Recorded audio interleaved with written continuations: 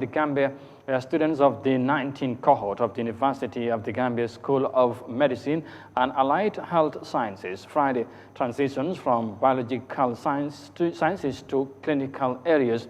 A ceremony called the lab coat ceremony marks the students' transition from the classroom to learning clinical skills among other areas. Moses Emendi has the details in this report. The UTG School of Medicine and Allied Health Sciences 19th cohort is the fifth set of students to undergo the lab coat ceremony.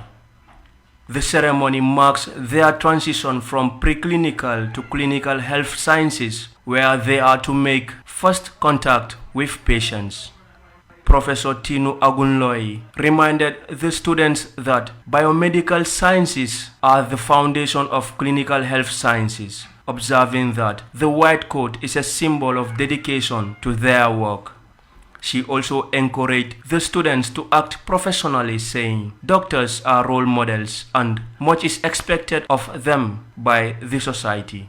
She, however, discouraged the idea of taking shortcuts in caring for patients, while insisting that doctors must connect with patients. Medicine is a great profession, and you have to show commitment of the highest standards of ethics in patient care. There's no shortcuts. These are lives that we're dealing with, okay?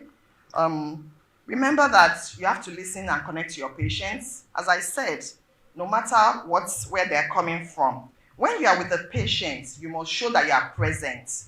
No phone calls, no chatting, no side talks. When you are with the patient, you can't be talking on your earphones. You have to show that you are with the patients. It's a sign of respect. And remember, this is a privilege that you have that most people don't. She explained the process of becoming good doctors to the students, saying the process begins now. Dr. Charles Roberts also spoke at length on the etiquettes of the medical trade and explained that it takes hard work and commitment to become a medical doctor. Dr. Roberts revealed that the clinical level is even more intense. You realize that as you move on to the clinical years, it becomes more intense. And I remember some years ago, there was one class that when they moved into the clinical years, I think their first rotation was in surgery. And the first exam, about half of them failed. And some of them came running to the head of department saying, they're crying, I've never failed an exam, and there must be some problem, there must have been something wrong here. So I was there, and I wasn't the head of department then, but then I told them, welcome to clinical years. Clinical years are very difficult. Yes, I know a lot of you know how to read the books. You burn the midnight candle and you read the books. But when you come into clinical years, you have to do a lot of interaction with your patients, do a lot of clerking. The only way you learn how to become good in clerking is to clerk a number of patients. He advised the transitioning students to continue reading, noting that learning is a continuous process in their trade. Whilst reminding students about the task that lies ahead, Dr. Momodu Kabir Cham also explained to them that they have a long way to go. We start with the challenges. We are all aware that we are really working within a very challenging environment.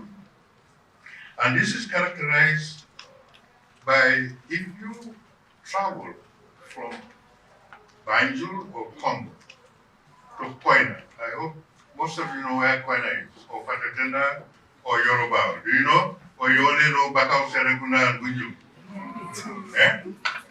So, if you characterize the quality of care provided to Gambians and residents of Gambia in Banjul and Kanifing municipality, and you compare it with the remotest part of the country, surely you'll have to say that there is a difference. Eh? There is a difference. Well, at least in Banjul, you have what they call Edward Francis Small Teaching Hospital. But in Fatatena, you don't have those facilities. He described the transition as the beginning of a tedious expedition. Fatu Ebi Bojang, a transitioning student, explains that the reality on the ground is different from what she had imagined, but said they are determined to make their dreams come true. And I believe each and every one of us is determined and hardworking. Along the line, sometimes as our lecturers and our seniors will tell you, the only thing keeping you in medical school is your passion. And sometimes we doubt our smartness. Each and every time in class, we doubt our smartness. Sometimes we cry. Our pillows can be our sweetness. We cry at night. We take caffeine at night just to stay up awake in order to make sure that our dreams of becoming a doctor and our ability to change the healthcare system of the Gambia, we can achieve it. So it is a noble profession, I would say, and we have a long way down the line. At the end of the ceremony, the students took an oath of commitment of service to humanity. The UTG School of Medicine and Allied Health Sciences 19th cohort transition to clinical health level is a milestone achievement, but it is just the first stage of the tall ladder in their career. Moses Mendy, Eyeafrica News.